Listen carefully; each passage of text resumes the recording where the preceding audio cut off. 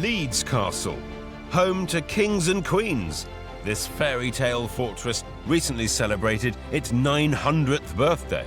Over the years, it's played host to everyone from sword-wielding knights to swashbuckling Hollywood stars. There's a black swan. This is proper fairy tale stuff. Located just 40 miles from London, Leeds Castle is closer to France than the city in Yorkshire it shares a name with.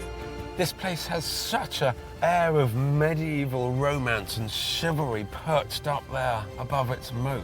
You can kind of picture a knight in shining armour galloping over the horizon to rescue his damsel. Nowadays it's just a bald bloke and a four-wheel drive. But don't let its romantic looks fool you. This castle is the real deal. A stronghold built to protect the kings and queens of England. And with 66 different owners, it has more than its fair share of stories to tell. Using the castle records, Annie and the team have come up with a brilliant way of showing just how much the castle has changed over its 900-year history. Oh, wow. So this is like 21st century archive. Starting with Eleanor's epic rebuild. So this is 1278, when Eleanor actually buys the castle. She turns that very austere Norman keep into something much more beautiful and much more pleasing to the eye. So when she bought it, she probably had designs on improving it right from that early stage. And improve it they did. Away went the grim Norman keep, and up rose a castle fit for a king and queen. And I've been told the best place to see it is from the moat, in a boat, thankfully. Oh, well, thank you for this. Chris Courtauld isn't just resident punter here. He knows a thing or two about Eleanor and Edward's castle. So what did Eleanor and Edward do then? Like, they were a pretty industrious pair. Well, the general shape you can actually see is more or less them. The outer wall there, the moat, the Barbican where we started, and then this end building here, the Gloriette.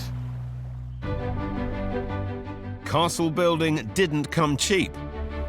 Even though the average labourer was earning about 2 pence a day, the cost of castle construction was still a king's ransom. For royal security, this outer gatehouse, known as a Barbican, was probably money well spent. But as the walls went up, Eleanor and Edward had to start digging deep. But there was one must-have addition. Their new castle was missing. We believe it was kind of like a marsh around these islands before the moat was here. And they dug the moat? Dug the moat out, yes, by hand. Lovely job.